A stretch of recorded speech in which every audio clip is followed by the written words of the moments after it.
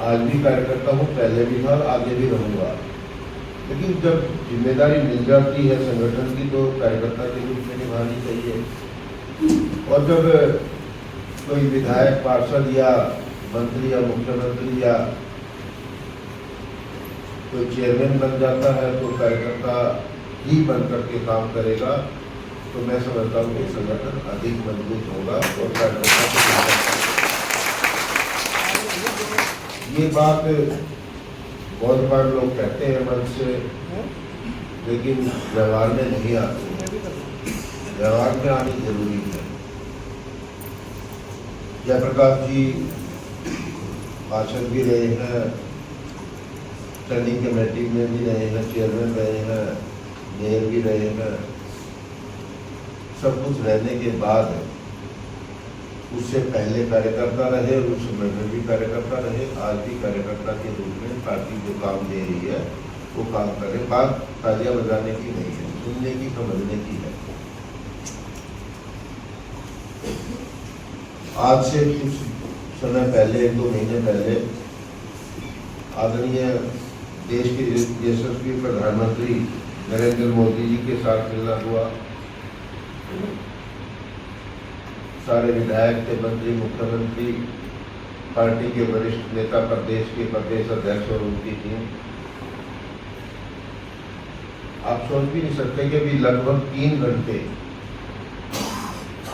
उन्होंने एक कार्यकर्ता बन करके कार्यकर्ताओं को समझाने का काम किया।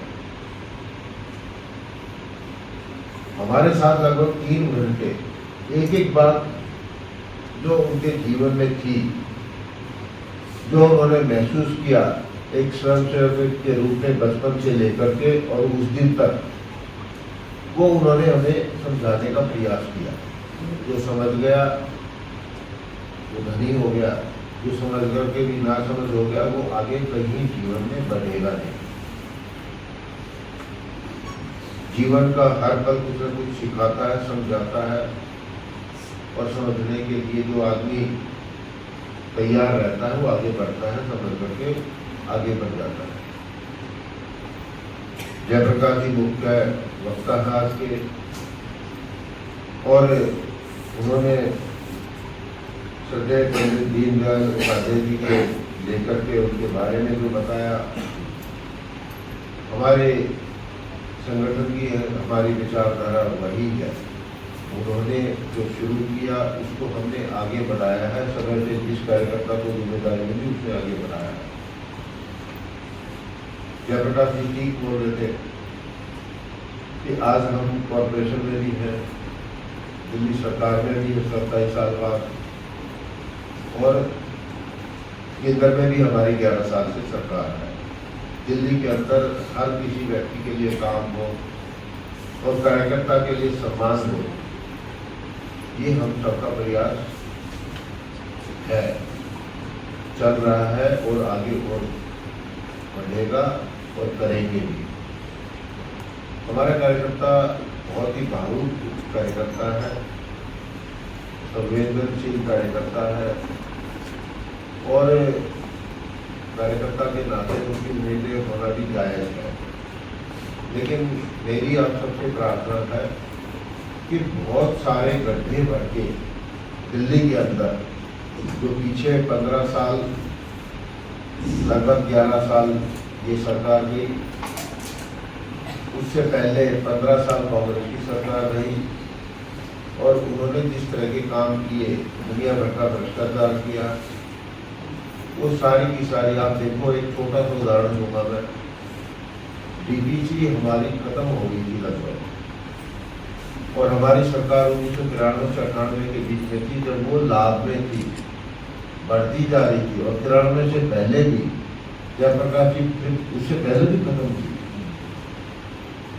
और अब फिर से डीपीसी की बसें, डीपीसी के अंदर जो एक छोटा सा ही उदाहरण है, डीपीसी जो एक हमारा डिपार्टमेंट है, ऐसे बहुत सारे हैं, सबको दुरुस्त कर रहे हैं। अभी कल ही एक उद्घाटन किया है जो हमारी डीपीसी में जो इलेक्ट्रिक बसें हैं वो चल रही है, उनकी चार्जिंग स्टेशन का, इसमें नांगलोई भी है, पीरागढ़ी भी है और अन्य कई सारे हैं। तो हमारी सरकार अच्छी दिशा में काम कर रही है। मैं समझता हूं कि कार्यकर्ताओं को और हम सब का प्रयास रहना चाहिए। मैं अकेले किसी को एक को नहीं कहूँगा, क्योंकि बहुत सारे ऐसे कार्यक्रम होते हैं कि उनमें कार्यकर्ताओं की संख्या कम रहती है। एक कड़ी टूटती है तो संगठन खत्म हो जाता है। केंद्र से आदेश आता है, केंद्र से निर्देश आता है प्रदेश पे, और प्रदेश से जिला पे, और जिला से मंडल पे। अगर हमारा प्रदेश में ठीक से काम नहीं करेगा, कोई भी काम, अकेला प्रदेश अध्यक्ष नहीं करता सारे काम, टीम वर्क होता है। अकेला जिलाध्यक्ष भी नहीं करता, अकेला मंडल अध्यक्ष भी नहीं करता। और मैं ये कहना चाह रहा हूँ कि अगर मान लो आपका कोई भी, चाहे प्रदेश अध्यक्ष हो, चाहे जिला अध्यक्ष हो, चाहे मंडल अध्यक्ष हो, अगर कोई काम नहीं करेगा तो वो एक समय के लिए ही रहेगा। अगर उसका सहयोगी कोई उससे बेहतर काम करेगा तो उससे आगे जाएगा, उससे आगे बढ़ करके संगठन में कुछ स्थान मिलेगा, सम्मान मिलेगा। ये हमारी पार्टी की सोच है। कौन क्या करता है, मैं क्या कर रहा हूँ, मैं विधायक के नाते कैसा काम कर रहा हूँ, ये मेरे कहने से या मेरे दिखाने से, मेरे बताने से नहीं होगा। मेरे पीछे का जो संगठन है, मेरे नीचे का और ऊपर का, और उसको भी छोड़ करके बाकी के बहुत सारे ऐसे गली में, मोहल्ले में हमारे स्वयंसेवक हैं, कार्यकर्ता हैं। हमारा सिस्टम ऐसा है कि जहाँ पर भी कोई कमी होगी उसको बख्शा नहीं जाएगा, और जो कार्यकर्ता समर्पण भाव से काम करेगा निश्चित रूप से उसको आगे बढ़ाएगी पार्टी की। ये सोच है। बहुत सारे काम होने हैं। एक हमारे यहाँ पे नए स्कूल की मैंने योजना बनाई है। ज्वालापुरी में नया स्कूल जो आज तक आपने देखा नहीं होगा, दिल्ली के अंदर रेजिडेंशियल स्कूल गवर्नमेंट खोलने, वो रेजिडेंशियल स्कूल खोलने के लिए योजना बनाई है। अपनी विधानसभा के बहुत सारे काम गिना सकता हूँ, लेकिन मैं एक और बात कहना चाहता हूँ। आपने देखा होगा, कभी पैदा हुए तो पहले केवल रिंग रोड था। बहुत से लोगों ने रिंग रोड देखा, फिर आउट रिंग रोड देखा, लेकिन कितने साल, देश की आज़ादी के 75 साल तक, और पिछले 11 साल में ना, मतलब लगभग 75-70 साल में केवल 2 रास्ते बने हैं। और पिछले 11 साल में उसके अंदर आपने देख लिया कि यूआरटू का उद्घाटन आदरणीय मोदी जी करके गए। आपने देखा होगा मेरठ से जो मेट्रो आती है या रोड आता है, केएमपी का उद्घाटन हो गया, केएमपी कर रहा है। आपने देखा होगा एयरपोर्ट जाते हैं तो नीचे से कितने रास्ते निकल रहे हैं। आप प्रगति मैदान जाते हैं तो आपने देखा, कभी जीवन में सोचा था कि अंदर अंदर कितने रास्ते बन जाएंगे, और कहाँ से घूम भी जाएगा, यू टर्न भी हो जाएगा, और उसके बीच में 4-4 रास्ते बन जाएंगे। हमने कभी सोचा नहीं था कि भारत मंडपम जैसी एक प्रगति मैदान होता था, और वो भी एशियाड खेलों में बन गया। तो जब पैसा आया, लगा दिया, तो वो बन के खत्म हो गया। लेकिन कभी भारत मंडपम की कभी कल्पना नहीं की थी। नए सांसद भवन की किसी ने सोची नहीं थी। देश के अंदर सैकड़ों नए एयरपोर्ट खोल दिए, देश के अंदर सैकड़ों नए एम्स खोल दिए। इसी तरह से दिल्ली के अंदर भी नए बहुत सारे हॉस्पिटल खोलने जा रहे हैं, नए काम करने जा रहे हैं। अधिक कुछ नहीं कहना चाहूँगा, बहुत देर से मीटिंग चल रही है। कार्यकर्ताओं को कोशिश करता हूँ जोड़ने की, समझने की और समझाने की। कार्यकर्ताओं के अंदर से, उनकी पीड़ा से ही जानकारी लेकर के दिल्ली के अंदर काम करते हैं। जयप्रकाश जी ने सारे पॉइंट जो है कवर कर दिए। हो सकता जो मैं कहना चाह रहा हूँ वो भी कर दिया हो। जीएसटी पे बहुत बढ़िया बताया थे, कैसे कैसे आप सभी कार्यकर्ता जानते हो। ये भी आप सभी जानते हो कि देश की आज़ादी के बाद में, जब देश आज़ाद हुआ तो उसके बाद में हमारी सरकार जब आई 2014 में, केंद्र में आदरणीय मोदी जी प्रधानमंत्री बने, उस समय पे जो इनकम टैक्स की छूट थी वो कितनी थी, किसी को ध्यान है?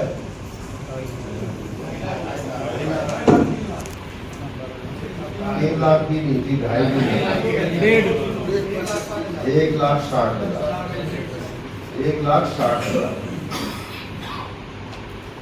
आज कितनी है? आज लगभग 12.5 लाख। कितने साल में? 11 साल में, 11 साल। आजादी के बाद में लगभग 65-70 साल बाद में, 65-70 साल में केवल 1,60,000, और उसके बाद में केवल 11 साल में लगभग 2.5 लाख, 12.5 लाख। कितना अंतर है? आप ये देखो कि जो लोग, जिनके पास पैसा जो कमाते थे, वो शो भी नहीं कर पाते। अगर आपके पास आपकी आईटीआर ठीक नहीं होगी तो आपको कोई बैंक लोन नहीं देगा। आपकी आईटीआर ठीक नहीं होगी तो आप आगे अपना बिजनेस नहीं कर सकते। बहुत सारी ऐसी चीजें जो मैं बता सकता हूँ, रख सकता हूँ। बहुत लंबे समय से आप सब कार्यकर्ता बैठे हैं। मेरे लायक जब भी कभी किसी भी हमारे जिले के अंदर, हमारे प्रदेश के अंदर, बहुत बार अभी मेरे को संगठन ने डिस्ट्रिक्ट डेवलपमेंट कमेटी का चेयरमैन भी बनाया है। न मैं केवल एक विधायक के रूप में, एक कार्यकर्ता के नाते मैं डिस्ट्रिक्ट डेवलपमेंट कमेटी का चेयरमैन भी हूँ। मैं दिल्ली सरकार में मंत्री का भी, क्योंकि मेरी सरकार है, मुख्यमंत्री भी क्योंकि मेरी मुख्यमंत्री है, एमपी क्योंकि मेरा एमपी है, और प्रधानमंत्री क्योंकि हमारा प्रधानमंत्री है। आप सबका और मेरा है। हमारी जिम्मेदारी बनती है कि हम अपने कामों को लोगों के बीच में रखें और लोगों को बताएं, क्योंकि आने वाला समय हमारे लिए बहुत ही महत्वपूर्ण है और उसके अंदर बहुत सारे काम करने हैं। अकेला एक व्यक्ति, कोई आदरणीय प्रधानमंत्री जी नरेंद्र मोदी जी नहीं कर सकते, अकेली कोई हमारी बहन रेखा गुप्ता जी नहीं कर सकती, मनोज शौकीन नहीं कर सकता। हम सब एक दूसरे के पूरक बन के काम करें, ये मेरी आप सबसे प्रार्थना है। जब कभी भी कहोगे, आपके लिए, आपकी सेवा में कार्यकर्ता के रूप में हाजिर होगा। बहुत बहुत धन्यवाद।